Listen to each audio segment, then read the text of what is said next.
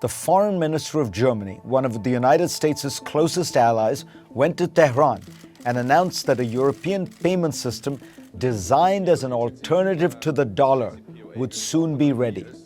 But this is a warning sign, the canary in the coal mine.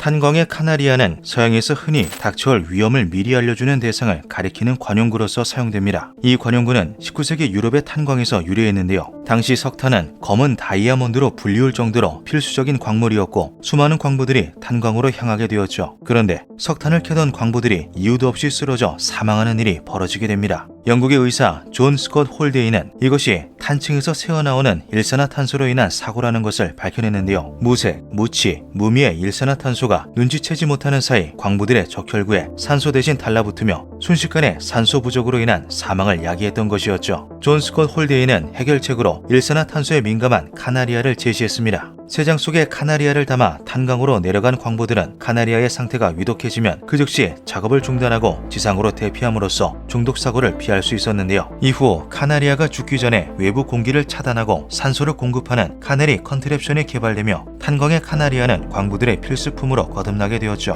1986년 전자 센서가 도입되면서 카나리아는 탄광에서 자취를 감추게 되었지만 생물을 일종의 장치로서 활용하는 연구는 지금도 진행되고 있습니다. 러시아의 생리학자 이반 파블로프는 그 유명한 파블로프의 개 실험을 통해 조건 반사라는 개념을 탄생시키며 1904년 노벨 생리의학상을 수상했는데요. 파블로프의 개란 개에게 먹이를 줄 때마다 종을 울리면 나중에는 먹이를 주지 않고 종만 울려도 침을 줄줄 흘리게 된다는 것이었죠. 이 개념을 토대로 꿀벌은 폭발물 탐지에 활용되고 있습니다. 과정은 다음과 같은데요. 먼저 흡입기를 통해 꿀벌을 수집한 후 꿀벌의 움직임을 늦추기 위해 냉장고에 넣어 체온을 떨어뜨립니다. 그 후 꿀벌을 하네스 안에 넣어 고정하고 새로운 환경에 적응할 수 있도록 약 30분간 휴식 시간을 주는데요. 꿀벌들이 기운을 차리면 폭발물의 냄새를 맡게 해줄 때마다 설탕물을 먹이로 주는 것을 반복하죠. 이 과정을 몇 시간 동안 반복하게 되면 꿀벌은 폭발물의 냄새가 느껴지는 즉시 반사적으로 혀를 내밀게 됩니다. 꿀벌 탐지기의 완성이죠. 개보다도 민감한 꿀벌의 후각은 공기 중에 냄새 입자가 극미량 존재하더라도 감지하는 것이 가능한데요. 꿀벌을 장치에 집어넣은 후 내부의 카메라나 적외선 감지 센서를 통해 꿀벌이 혀를 내밀었는지를 확인하면 폭발물을 탐지할 수 있게 되는 것이죠. 꿀벌이 많으면 많을수록 정확도는 올라갑니다. 실제 현장에 투입되는 감지기는 6마리의 꿀벌이 들어있는 카트리지가 총 6개 장착되는데요. 36마리의 꿀벌을 뜻하는 36개의 녹색 사각형이 빨간색으로 변하게 되면 폭발물이 근처에 있다는 뜻이죠. 이 감지기가 더욱 실용적인 점은 각층의 벌들에게 서로 다른 종류의 폭발물을 학습시킴으로써 근처의 위험물이 무엇인지도 판가름할 수 있다는 것입니다. 심지어 유지비는 소량의 설탕물밖에 소모되지 않고 몇 달에 걸쳐 훈련시켜야 하는 탐지견과 달리 단 몇 시간 만에 임무에 투입될 수 있어 매우 경제적인데요. 더욱 놀라운 점은 꿀벌로 지뢰까지 탐지할 수 있다는 것이죠. 꿀벌 한 무리의 지뢰 냄새로 훈련을 시킨 후 위험지대에 방사하면 꿀벌들은 마치 꿀을 가득 담은 꽃을 찾은 것처럼 지뢰 근처에 모여들게 됩니다. 이는 지뢰가 폭발할 걱정 없이 안전하게 지뢰를 탐지할 수 있는 획기적인 방법이라고 하죠. 사실 카나리아와 꿀벌만이 인간을 돕고 있는 것은 아닙니다. 이 독수리는 네덜란드 경찰 소속의 드론 격추 요원인데요. 어릴 때부터 드론을 공격 대상이라 훈련받은 이 독수리들은 맹금류 특유의 날카로운 발톱과 날쌘 기동력으로 드론을 무용지물로 만들어버리죠. 드론은 격추하기가 매우 힘든 것으로 알려져 있지만 네덜란드 경찰에 따르면 이 격추 요원들의 성공률은 95%에 달한다고 합니다. 독수리를 비롯한 맹금류들은 항공기의 안전한 이륙을 위해 공항에서 새를 쫓는 용도로 훈련되기도 하는데요. 대부분의 새들은 맹금류를 발견하면 꽁지가 빠져라 도망치기 때문에 매우 효과적이라고 하죠. 이 밖에도 미국과 러시아를 비롯한 세계 각국의 해군에서는 돌고래나 바다 사자와 같은 고지능 해양 생물들을 군용으로 활용하고 있습니다. 하지만 최근 동물 복지에 대한 인식이 높아지며 로봇으로 이들을 대체하는 중이라고 하는데요. 그럼에도 불구하고 공항의 탐지견들과 같이 동물이 활용되는 곳은 아직까지도 다수 존재하죠. 수천만 년의 역사를 지닌 진화의 결정체는 과학이 고도로 발전한 현대에도 여전히 유효합니다. 기묘한 밤이었습니다.